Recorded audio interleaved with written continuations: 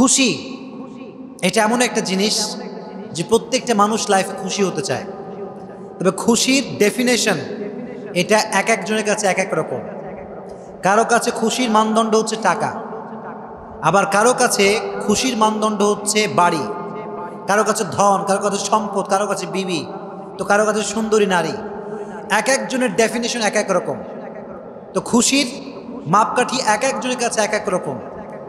এজন্য কেউ মনে করে যে সুন্দরী নারীকে বিয়ে করতে পারলে আমি সুখী হয়ে যাব, আবার কেউ কেউ মনে করে যে টাকা পয়সা কামাই ফেললে আমি বড়লোক হয়ে যাব, আমি সুখী হয়ে যাব। সো এক একজনের কাছে খুশির ডেফিনেশনটা এক এক রকম, কিন্তু খুশির ডেফিনেশন বলবে একজন, তিনি কে? জোরে বলেন, তিনি কে? সবাই জবান খুলে উত্তর করবেন। যার জবান যত জোর আছে বলা যাবে ইনশাআল্লাহ। জোরে কোন ইনশাআল্লাহ।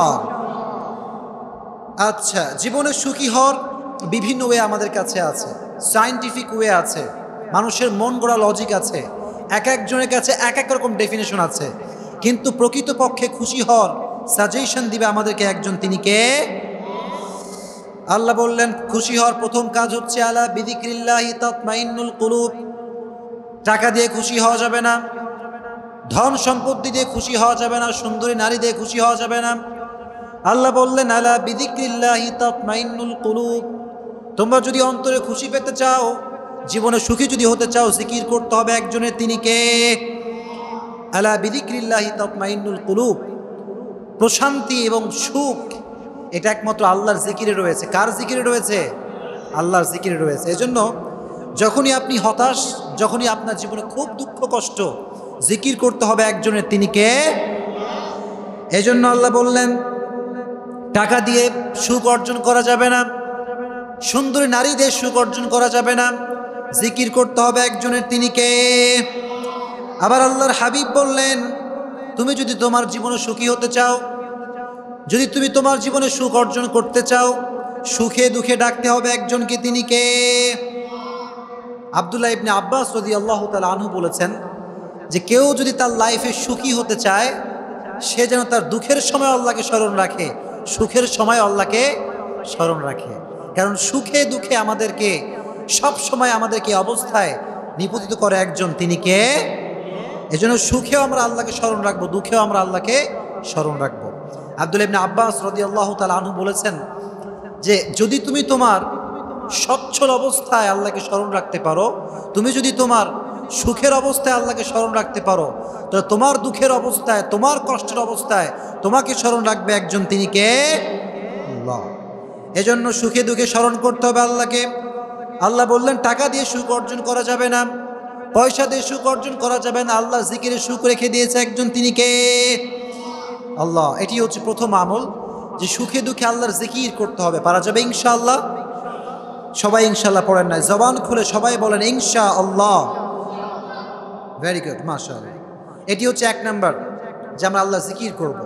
দুই নাম্বার, জীবনে যদি সুখী হতে চান, লোকের থেকে আশা করা ছেড়ে দেন। মানুষের থেকে কিছু আশা করা যাবে। অনেকে খালি লোকের কাছে আশা করে যে আমাকে অমুকে এটা দিবে, অমুকে সেটা দিবে, এত আশা মানুষের ভিতরে কাজ করে। কিন্তু যে ব্যক্তি মানুষের থেকে কিছু আশা করে, সে জীবনে কখনো সুখী হতে পারে।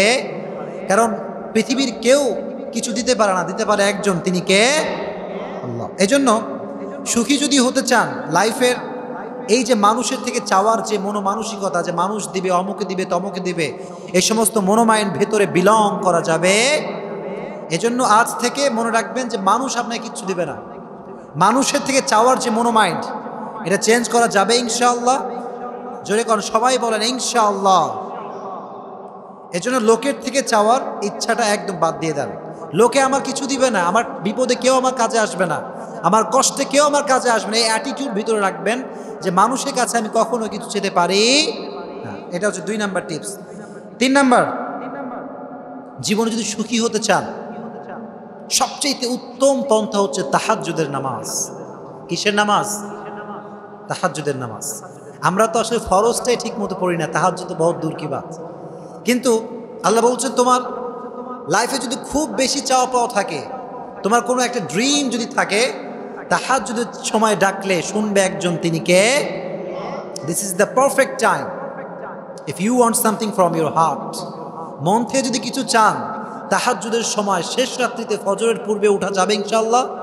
জোরে কোন ইনশাআল্লাহ। তাহাজ্জুদের সময় উঠে আপনার যত কষ্ট আছে, যত আকাঙ্ক্ষা আছে, রবের কাছে বলা যাবে ইনশাআল্লাহ। এই তাহাজ্জুদের সময়টা বড় বরকতের সময়। কেউ যদি পড়াশোনা করতে চায় সেজন্য এই সময় উঠে যায়। পড়াশোনায় বরকত দিবে একজন, তিনি কে? এজন্য তাহাজ্জুদ পড়তে হলে প্রথম যে কন্ডিশন সেটা হচ্ছে ফরজের যে বিধান, এটা আদায় করতে হবে। কেউ যদি ফরজ নামাজ ঠিক মতো আদায় করতে না পারে, সে তাহাজ্জুদ পড়ার তৌফিক কখনো পাবে। এজন্য 3 নাম্বার যে ওয়ে, সেটা হচ্ছে এই যে তাহাজ্জুদের সময় আল্লাহর কাছে চাইবেন যে আল্লাহ, I want happy, I want happiness, আমি লাইফে সুখ চাই, দুঃখ আমি কখনো চাই না। এজন্য তাহাজ্জুদের সময় উঠে আল্লাহর কাছে সুখী হওয়ার দোয়া করা যাবে ইনশাআল্লাহ। সব কথা বলবেন, সুখের কথা, দুঃখের কথা, আপনার লাইফে অনেক পেরেশানি, সব কথা আল্লাহর কাছে খুলে বলা যাবে ইনশাআল্লাহ। সো এটা হচ্ছে 3 নাম্বার টিপস, যে জীবনে হ্যাপি যদি হতে চান, সুখী যদি হতে চান, শেষ রাত্রে ফজরের পূর্বে উঠে আল্লাহকে স্মরণ করা যাবে ইনশাআল্লাহ। ইনশাআল্লাহ। 4 নাম্বার,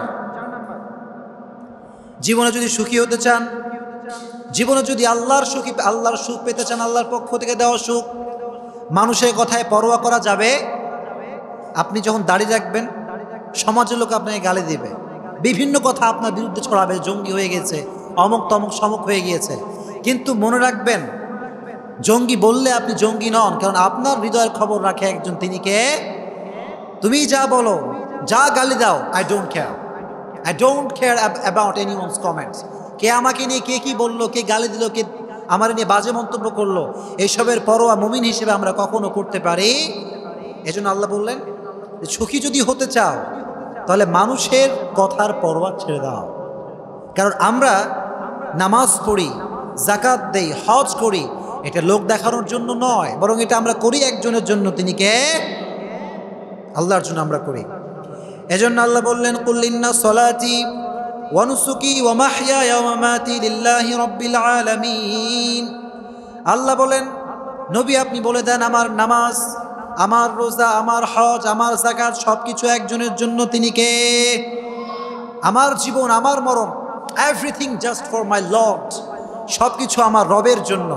এজন্য আমি যখন নামাজ পড়ছি, আমি যখন জিকির করছি, আমি যখন যাকাত আদায় করছি, লোকে কি কি বলল, কোন মানুষ আমাকে বাজে কমেন্ট করলো, কে আমাকে ভালো বললো, কে আমাকে খারাপ বললো, আই ডোন্ট কেয়ার। আমি কাউকে পরোয়া করতে পারি। আল্লাহ আমাদের সবাইকে বোঝার তৌফিক দান করুক, পড়না আমিন। এজন্য ভালো করে সবাই মনোযোগ দিবেন, সবাই রিপ্লাই করবেন। আমি সবাইকে বলি, আমার দিকে সবাই তাকান, আমি জিজ্ঞেস করব, সবাই জোরসে উত্তর দিবেন। জীবনে যদি সত্যিকার অর্থে সুখী হতে চান, আল্লাহর বিধান যখন পালন করবেন, দাড়ি যখন রাখবেন, আল্লাহর পথে যখন চলবেন, মানুষ যতই গালিগালাজ আপনাকে করুক, কখনো কোনো প্রকার কোনো পরোয়া করা যাবে, পারা যাবে ইনশাআল্লাহ। মাশাআল্লাহ, ভেরি গুড। এটা হচ্ছে 4 নাম্বার। 5 নাম্বার উপায় হচ্ছে যে এমন একটা আমল আপনাকে করতে হবে, কিছু প্রশ্ন আসছে, এটা পরে দেখছি আমি। 5 নাম্বার যে আমল, সেটি হচ্ছে মানুষ কি করলে খুশি হবে, এই কথা ছেড়ে দেন। মানুষ কি করলে খুশি হবে, এরকম চিন্তা আমাদের ভিতরে আছে না নাই? আছে, আছে, বলেন আছে। আমরা যখনই কোথাও যাই, পোশাক যখন আমরা পরি, মনে করি হায় হায়, এটা কি পছন্দ করবে কিনা মানুষ, ভাবি কি ভাবি না? ভাবি এটা। আবার যখন আমরা কোনো একটা ভালো কাজ করতে যাই, আমরা আল্লাহর কথা ভাবার আগে মানুষের কথা ভাবি। যখন আমরা নামাজ পড়তে আসি, আগে সবার আগে সামনে কাতারে, আল্লাহকে খুশি করার আগে আমরা মানুষের কথা ভাবি, যে আমাকে মানুষ ভালো বলবে। এজন্য কে আপনার কোন কাজে খুশি হবে এটা ছেড়ে দেন, খুশি করার নিয়ত করতে হবে একজনকে, তিনি কে? খুশি করার নিয়ত করবেন আল্লাহ তাআলাকে। এজন্য জীবনে সুখী যদি হতে চান, কে কোন কাজ করলে সুখী হবে, কে কোন কাজ করলে খুশি হবে, এই সমস্ত চিন্তা মাথা থেকে আউট করা যাবে ইনশাআল্লাহ। জোরে কোন ইনশাআল্লাহ। এজন্য আমি অলওয়েজ সবাইকে বলি, যুবকদেরকে, যে দেখেন, কোনো কাজে মানুষের চিন্তা করবেন না যে আমি এটা করলে মনে হয় অমুকে খুশি হবে, অমুকে খুশি হবে, অমুকে বাহবা দিবে। এই সমস্ত চিন্তা থেকে ওভারকাম করতে হবে। আমার ইন্টেনশন আমাকে সেট করতে হবে যে আমার খুশি করার উদ্দেশ্য হবে একজনকে, তিনি কে? এজন্য জীবনে খুশি হতে চাইলে মানুষকে খুশি করার নিয়তটা ছেড়ে দেন। কে দুঃখী হলো, কে কষ্ট পেলো, এটা দেখার সময় আমার কাছে নেই। এজন্য 5 নম্বর যে টিপস সেটি হচ্ছে কে কোন কাজে খুশি হলো, কে কোন কাজে নারাজ হলো, এটার দিকে ভ্রুক্ষেপ করার সময় আমার কাছে এক বিন্দু পরিমাণ নেই। এটা হচ্ছে 5 নম্বর টিপস। 6 নম্বর, যদি লাইফে খুশি হতে চান, লাইফে খুশি অর্জন করতে চান, সেক্ষেত্রে একটা টিপস ভালো করে শুনবেন। সেটি হচ্ছে গান নামের যে ভাইরাস, হিন্দি গান, বাংলা গান, ইংলিশ সং, বিটিএস সং, এই সব গান থেকে ডিলিট করা যাবে ইনশাআল্লাহ। যেরকম ইনশাআল্লাহ। এই বাচ্চারা এত লাফালাফি করো না। এই বাচ্চা তোমরা বসো, এখানে এসে বসো, তোমরা এখানে সামনে বসো, ডিস্টার্ব করো না আলোচনা, খুব আলোচনা সংক্ষেপ, এখানে বসে যাও। আচ্ছা, জীবনে যারা খুশি হতে চায় দেখবেন অনেক সময় ছাগা খেলে মানুষ গান শোনে। গান শোনে না মানুষ? কষ্ট পাইলে গান শোনে, স্যাড একটা গান লাগাই দিল, দোকানে গান চলে, রেস্টুরেন্টে গান চলে, ইভেন পার্লারেও গান চলে। চলে কি চলে না? সব জায়গায় গান চলে। কিন্তু লাইফে খুশি পেতে চাইলে গান শোনা যাবে? কতক্ষণ গান শোনা যাবে? আপনার জীবনে যদি কষ্ট হয় আপনি কোরআন তেলাওয়াত করবেন। কি তেলাওয়াত করবেন? কোরআন তেলাওয়াত করবেন। এই বাচ্চাদেরকে গিয়ে একটু সামলান দেখি, যে কোনো একজন সামলান বাচ্চাদেরকে, যে কোনো একজন। আচ্ছা, এজন্য 6 নম্বর যে টিপস সেটি হচ্ছে আপনার ভেতর থেকে গান শোনার যে মনোমাইন্ড, এটা দূর করা যাবে ইনশাআল্লাহ। সবাই বলেন না ইনশাআল্লাহ? এই যে এদিকে, এই পিচ্ছিরা একদম চুপ, এদিকে আমার দিকে আলোচনা শুনবা, জোরে বলেন ইনশাআল্লাহ। ভেরি গুড, মনোযোগ দিয়ে শোনা পিচ্ছিরা, তোমরা এদিক সেদিক তাকাবা না, শুরু থেকে শেষ পর্যন্ত আমাকে মনোযোগ দিয়ে শোনা যাবে ইনশাআল্লাহ। ওকে, তাহলে সুখী যদি হতে চান, এই যে দুঃখ পেলে গান শোনার যে অ্যাটিটিউড ভেতরে, হ্যাবিট, এই হ্যাবিটটা ওভারকাম করা যাবে ইনশাআল্লাহ। এই গানটা যখন আপনি শোনেন, এটা আপনার হৃদয়ে নেফাক সৃষ্টি করে। অনেকে মনে করে দুঃখের সময় গান শুনলে আমার সব দুঃখ দূর হয়ে যাবে। এটা ম্যাটারটা এমন নয়, বরং গান শুনলে ভেতরে আরও জ্বালা পোড়া তৈরি হয়। যুবকরা এটা বোঝে না, কারণ গানের ভেতরে একটা স্যাডনেস যে ইমোশন আছে না নাই? এজন্য গান শোনার মনোমানসিকতা আল্লাহ আমাদেরকে দূর করার তৌফিক দান করুক, পড়না আমিন। এটি হচ্ছে 6 নম্বর টিপস। 7 নম্বর যে টিপস লাইফে খুশি হতে চাইলে সেটি হচ্ছে বিলিভ অন ইউর ডেস্টিনি। ভাগ্যে বিশ্বাস করতে হবে। কিসে বিশ্বাস করতে হবে? জোরে কোন কিসে? কারণ ভালো জিনিস হয় ভাগ্য থেকে, খারাপ জিনিস হয় ভাগ্য থেকে। Everything written on your destiny. সব কিছু ভাগ্যে লিখে রেখেছে একজন, তিনি কে? এজন্য ভালো খারাপ যাই হোক, এটা ভাগ্যের পক্ষ থেকেই ঘটে। এজন্য আমার যখনই খারাপ কিছু ঘটবে আমি মনে রাখবো এটা আমার ভাগ্যে লেখা ছিল। যখন এটা বিশ্বাস করতে পারবেন, ভিতরে আর কোনো প্রকার কোনো মানসিক দুশ্চিন্তা, হতাশা আর কিছু থাকতে পারে না। এটি হচ্ছে গুরুত্বপূর্ণ একটি টিপস, যে যখনই আপনি ভাগ্যে বিশ্বাস করবেন দেখবেন আপনার ভেতর থেকে যে দুঃখ কষ্ট এটা অটোমেটিক রিমুভ হয়ে যাবে। এজন্য put your trust on your destiny. ভাগ্যে বিশ্বাস করো, কারণ ভাগ্যে আগে থেকে সব কিছু লিখে রেখেছে একজন, তিনি কে? পিচ্ছিদেরকে আলাদা করে দেন, কিছু পিচ্ছি এদিকে, কিছু পিচ্ছি এদিকে দেন, তাহলে দেখবেন শয়তানি কম করবে এরা। সব একসঙ্গে বসলে মাথা খারাপ করে ফেলবে এরা, ঠিক কি না? আচ্ছা, তবে 7 নম্বর যে টিপস সেটি হচ্ছে ভাগ্যে বিশ্বাস করতে হবে। পারা যাবে ইনশাআল্লাহ? আমরা একটা তাকবীর দিই, লিল্লাহি তাকবীর, লিল্লাহি তাকবীর।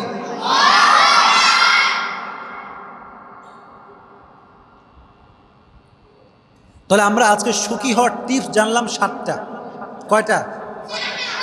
আর একটা বলি, সুখী যদি হতে চান, you have to be patientful personality. ধৈর্যশীল হতে হবে। কি শীল হতে হবে? বাঙালিরা একটুতেই কাজ। ধৈর্য কার কত বেশি এটা পরীক্ষা করতে চাইলে রমজান মাসে তারাবি নামাজ পড়তে যাবে, ঠিক কিনা? তারাবির নামাজে মাশাআল্লাহ 20 রাকাত হইলে 8 রাকাত পড়ে কেমন করে দৌড় দেওয়া যায়, 2 রাকাত পড়ে কেমন করে দৌড় দেওয়া যায়, এরকম লোক আছে না নাই? পাশাপাশি জুমার দিনও টেস্ট করবেন, সালাম ফিরায় হাট করে দৌড় বাড়ির ভিতরে, এরকম লোক আছে না নাই?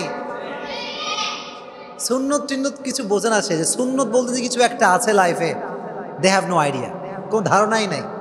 এজন্য আপনাকে, if you want to make yourself happy, then you have to patientful personality. হওয়া যাবে ইনশাআল্লাহ? ধৈর্যশীল হওয়া যাবে ইনশাআল্লাহ? এরা কথা কানে গান পেছনে বলো, পারা যাবে ইনশাআল্লাহ?